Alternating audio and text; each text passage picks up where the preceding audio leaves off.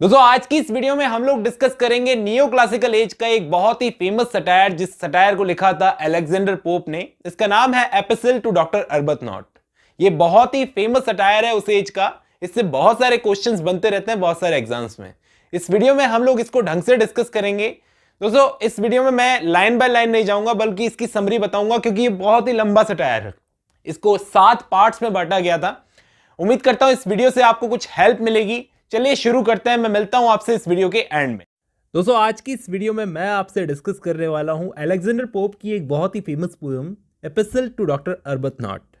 दोस्तों इसको एपिस्टल बोला जाता है, एपिस्टल नहीं। और इसका मतलब क्या होता है? इसका मतलब होता है लेटर, किसी को लेटर लिखना। तो अलेक्जेंडर पोप के एक फ्रेंड थे डॉक्टर अर्बतनॉट, उनको उन्होंने लेटर लिखा। देखो ये पोएम काफी अलग है उन पोएम से जो यूजुअली हम पढ़ते हैं। ये एक सटायरिकल पोएम है जिसमें पोप ने बहुत सारे पोएट्स का मजाक उड़ाया है, बडिंग पोएट्स जो अभी तक कुछ सीखे नहीं है और उन्हें बहुत बड़ा पोएट बनना है, पोएट्री लिखनी है।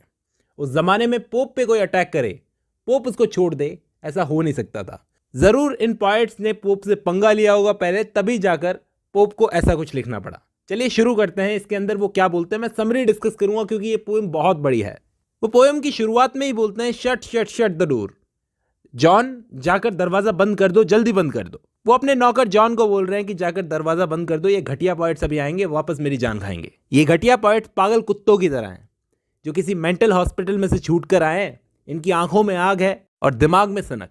ना तो ये ढंग से मुझे खाने देंगे, ना सोने देंगे, ना ही पूजा करने देंगे। इनका पागलपन इनके पीछे पीछे जाता है जहां भी ये लोग जाते हैं। दरवाजा बंद कर दो जॉन, जल्दी बंद कर दो। ये लोग किसी प्लेग से कम नहीं है, मतलब बीमारी से कम नहीं है।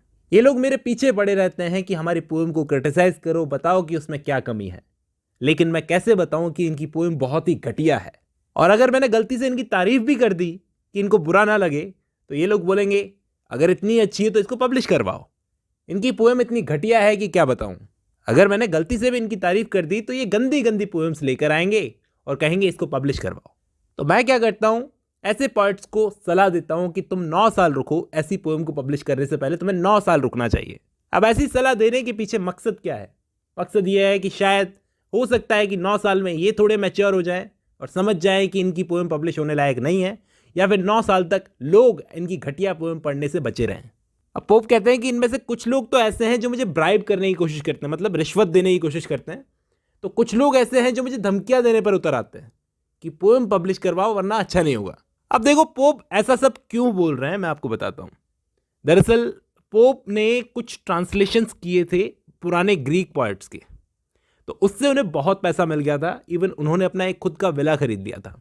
वो बहुत पॉपुलर भी हो गए थे उस टाइम पर, सेलिब्रिटी टाइप के हो गए थे। तो वो बोल रहे हैं कि पॉपुलर होने की बहुत सारे नुकसान हैं। तो ऐसे में डॉक्टर अर्बतनॉट जो हैं, जो उनके फ्रेंड है जिसको ये लेटर लिख रहे हैं, वो पोप को सलाह देते हैं कि तुम किसी के नाम मत लो। मैं भी जानता हूँ कौन कैसा है, लेकिन तुम किसी के नाम ना लो तो ज़्यादा अच्छा है। इससे क्या है, लोग तुम पर अटैक नहीं करेंगे। तो इस पर पोप बोलते हैं कि इसमें गलत क्या है? अगर मैं किसी बेवकूफ़ को बेवकूफ़ बोलूँ तो इसमें गलत क्या है? ये लोग झूठी तारीफें करते हैं, ज़बरदस्ती मेरे फ्रेंड बनने की कोशिश करते हैं। मुझे इनकी चापलूसी बिल्कुल पसंद नहीं है। ये चापलूसी करके समझते हैं कि मैं इनकी पोएम्स को पब्लिश करवा दूंगा। और चापलूसी करने के लिए क्या करते हैं, बोलते हैं कि तुम्हारी नाक बिल्कुल ओविड की तरह है, पुराने ग्रीक पोएट्स है ना उनकी तरह है, तुम तो बहुत खूबसूरत हो, तुम तो ऐसे हो, तुम तो वैसे हो। और वो डायरेक्टली उनके नाम का कंपैरिजन, अलेक्जेंडर पोप के नाम का कंपैरिजन अलेक्जेंडर द ग्रेट यानी सिकंदर के नाम से करते हैं। तुम्हारा नाम भी देखो अलेक्जेंडर है, तुम कितने महान हो, अपने आप में चीज हो तुम।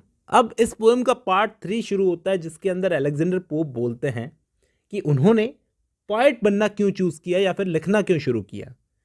कभी फेम पाने के लिए उन्होंने नहीं लिखा। वो मैन ऑफ वर्च्यू हैं। वो बोलते हैं कि ये मेरे दिल की इच्छा थी, मेरे अंदर से आवाज आई कि अब मुझे लिखना चाहिए, तब जाकर मैं पोएट बना। वो बोलते हैं कि कभी भी मैंने पैसे, शोहरत या नाम के लिए नहीं लिखा। अब ऐसे में डॉक्टर अर्बतनॉट बोलते हैं कि तुमने शौक के लिए लिखा, चलो ठीक है लिखा, लेकिन तुमने पब्लिश क्यों किया? तुम अपना लिखा हुआ अपने साथ में भी तो रख सकते थे, तुम्हें पब्लिश करवाने की क्या जरूरत थी? तो पोप बोलते हैं कि मेरे फ्रेंड्स को मेरा लिखा हुआ पढ़ना बहुत पसंद है। और इस पूरे पार्ट में पोप बताते हैं कि वो पोएट क्यों बने और कैसे उनको प्रोत्साहन मिला। अब पार्ट 4 में वो बताते हैं कि वो घटिया पोएट्स पर अटैक क्यों करते हैं। पहले तो वो उन्हें गधे, कुत्ते, न जाने किन किन से कंपेयर करते हैं, और फिर बोलते हैं कि मैं इन पर अटैक इसलिए करता हूँ क्योंकि मुझे कोई फर्क नहीं पड़ता कि ये मेरे बारे में क्या क्या बोलते हैं। मैं कुछ भी करके इनसे छुटकारा पाना चाहता हूँ, मुझे और कुछ नहीं चाहिए।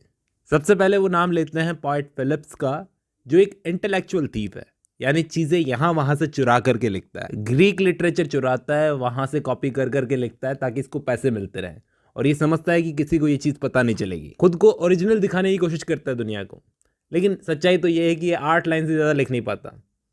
ये 8 लाइन लिखने में भी लगभग 1 साल से ज़्यादा का वक्त लेगा। 8 ओरिजिनल लाइन लिखने में इसको 1 साल का वक्त लग जाएगा।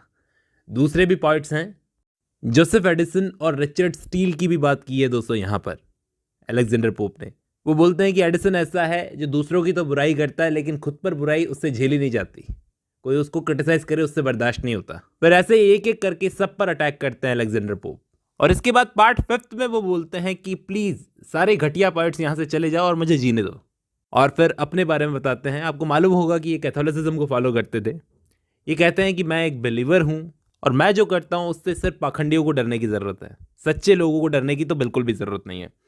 दोस्तों आपको मालूम होगा कैथोलिसिज्म को फॉलो करना इंग्लैंड में कितना ज़्यादा परेशानी भरा होता था उस टाइम पर। वो बोलते हैं कि वही लोग मुझसे डरेंगे जो वाकई में गलत करते हैं, सच्चे लोगों को मुझसे डरने की बिल्कुल ज़रूरत नहीं। अब आगे अलेक्जेंडर पोप लॉर्ड हर्वी पर अटैक करते हैं, HERVEY, लॉर्ड हर्वी। और इनके अलावा जॉन हर्वी, इसको स्पेशली स्पॉरस कहकर बुलाते हैं। इसका तो इतना मजाक उड़ाया है कि पूछो ही मत। गधे के दूध से कंपेयर किया है और कहते हैं कि ये एक बटरफ्लाई को मारेगा। डॉक्टर अर्बतनॉट पोप को बोलते हैं कि तुम इसकी बुराई कर क्यों रहे हो, क्योंकि इसमें बिल्कुल भी अकल नहीं है। इवन तुम इस पर सटायर लिख भी दोगे तब भी इसको समझ में तो आएगा ही नहीं कि तुमने क्या लिखा है। ये इतना बेवकूफ़ है। इनको सिर्फ मटेरियल चीज़ों में इंटरेस्ट आता है और किसी चीज़ में इंटरेस्ट नहीं आता। इनको सिर्फ अपनी तारीफ पसंद है, इनकी तारीफ करते रहो। ये एक होमोसेक्सुअल भी है, तो ये कभी आदमी बन जाता है तो कभी औरत बन जाता है, इस तरीके से कहकर मजाक उड़ाते हैं। अब लास्ट पार्ट में पोप बोलते हैं, अपने बारे में बताते हैं, अपनी फैमिली के बारे में बताते हैं कि इन लोगों ने मेरी फैमिली को बीच में लाया जिसकी कोई ज़रूरत नहीं थी।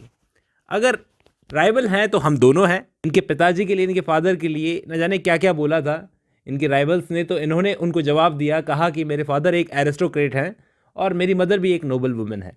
वो आगे बोलते हैं कि मैं एक अच्छा खासा पढ़ा लिखा सिटीजन हूँ, मेरी फैमिली ने मुझे अच्छी पढ़ाई कर, मैं बस शांति से अपनी ज़िंदगी जीना चाहता हूँ और कुछ नहीं। और इसके बाद वो अर्बतनॉट के लिए भी विश करते हैं कि वो भी अपनी ज़िंदगी सुकून से जिए।